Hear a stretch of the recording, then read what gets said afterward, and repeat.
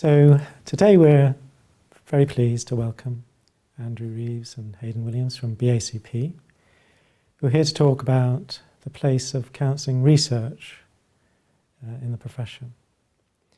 Now, over the past decade or so, it seems that research has become really quite an important part of the profession. And I'd like to start by just asking why you think that is. Why is research becoming so much more an important thing for us? Okay, shall I start? I'd like to start by challenging the premise of the question, although I understand what it is you're asking. Because I would assert that research has been crucial to counselling all the time.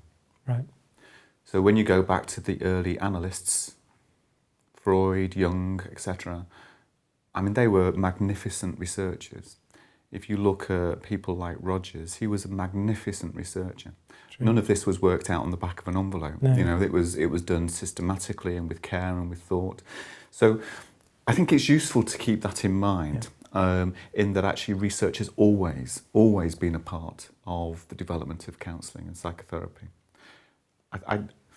I think the question is why are we talking about research in the way we're now talking about it, which I think is around the development of evidence-based practice. And I think I think lots of things come from that question. Do you want to say a little bit about that phrase, evidence-based practice? Because that's a really important phrase. It is. It is an important phrase, and there are other phrases that are equally important too, I think. So evidence-based practice is about the systematic development of evidence that then informs the delivery of a treatment. Now, we wouldn't refer to counselling as a treatment, but the philosophy of evidence-based practice comes from medicine, from a medical model. So the empirical, the systematic research into a form of treatment for a condition, and then the delivery of that treatment for that condition. That's been transposed across to the psychological therapies. And so by evidence-based practice, we might think that if somebody comes to see a therapist who has anxiety, for example, or depression, what treatments have been seen through evidence to be most effective to treat that condition. So you can see the kind of medical discourse. Yes, and those would be called evidence-based treatments, I think. Yes, that's right. Yeah. I think there are other phrases that are important and interesting too. So you can turn it around and talk about practice-based evidence, which I think is different again, because practice-based evidence is actually evidence that we develop from doing. So from doing the counselling or the psychotherapy. Doing counselling or psychotherapy. So if I'm seeing clients over a period of time, there might be a number of things that I can do to capture aspects of that systematically to learn from what's happening.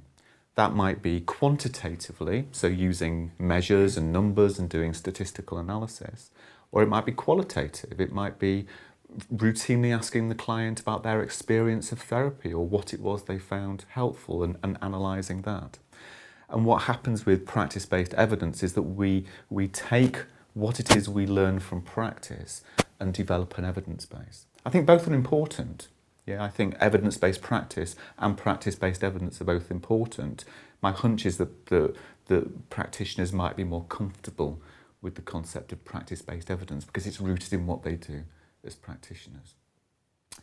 The reason why I think over the last decade or so, going back to your question, Anthony, why that's become so crucial is because, going back to the evidence-based practice, because the kind of the discourse of medicine and the principles of medicine have increasingly been applied to the psychological therapies, we're having to demonstrate that what we do works. Yeah, because it's effective. Yeah, I don't work as a counsellor simply because I like it.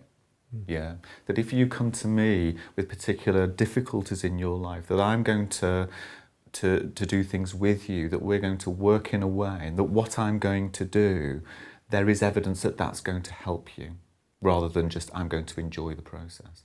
Yeah, and it's an evidence that's been developed amongst, in effect, a group of peers. if it's practice-based evidence, it might be developed across hundreds of therapists who come together to share their data, to share their information. Or it might come from things like randomized control trials, which is kind of known as the gold standard of evidence, which is very predominant in medicine. So you have the treatment, the counselling, or in medicine, the drug, and you have the people who aren't going to receive that, and you effectively look at who does better. Do you do better by having the treatment or by not having the treatment at all? That's much more complex than that, but in its most accessible form, that's what it means. So you might have treatments in the psychological therapies that are developed from evidence from randomized controlled trials. So cognitive behavioral therapy draws quite a lot on randomized controlled trials.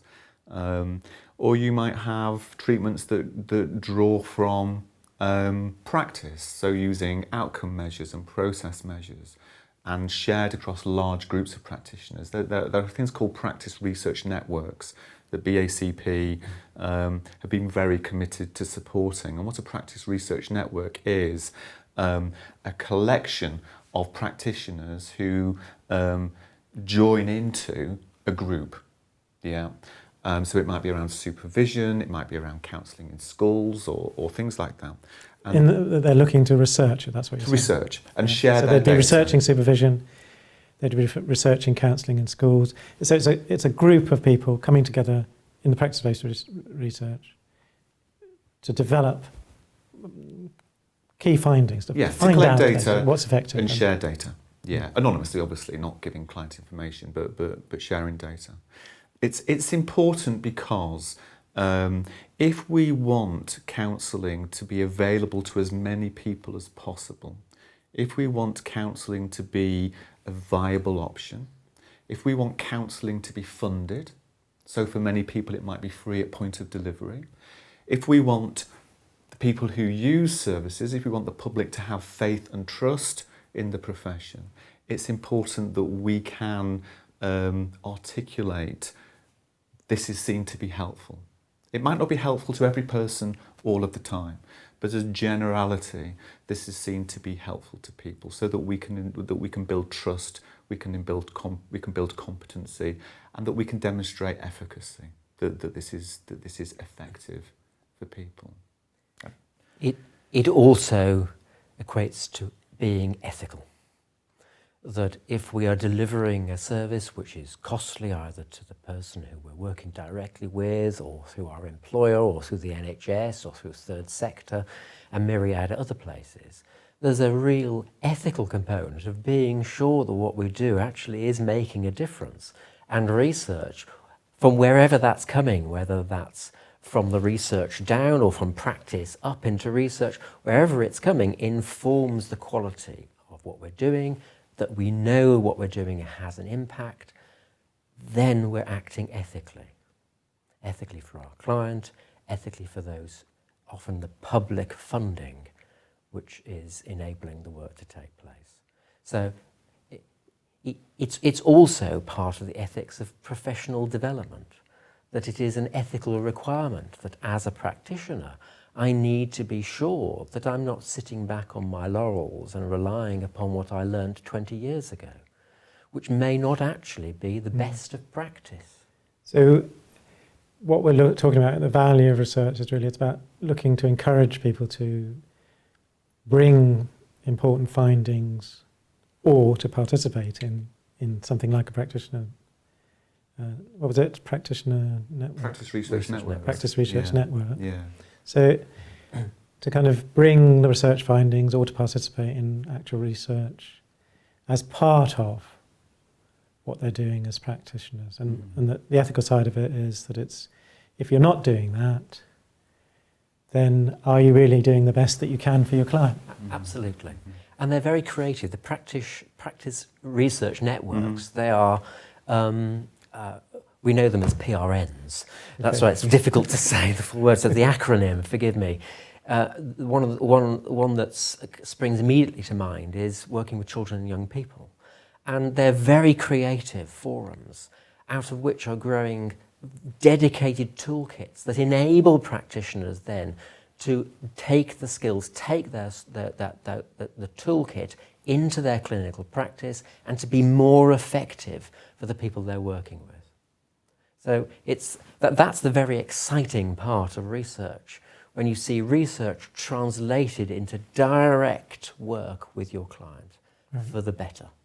So having some conclusions, some findings, and that getting out there, and Yes. practitioners doing things a bit differently as a result. And it doesn't just inform therapy at that macro level. In the setting in which I work, we use outcome measures. So we ask clients to complete a form at the beginning of the therapy, at the end of the therapy, but also several times during the therapy. And what I find fascinating is just how much that contributes to the therapeutic process, because it gives me and the client an opportunity to. So what you're saying is you're getting feedback from your client during the counselling process, is that right?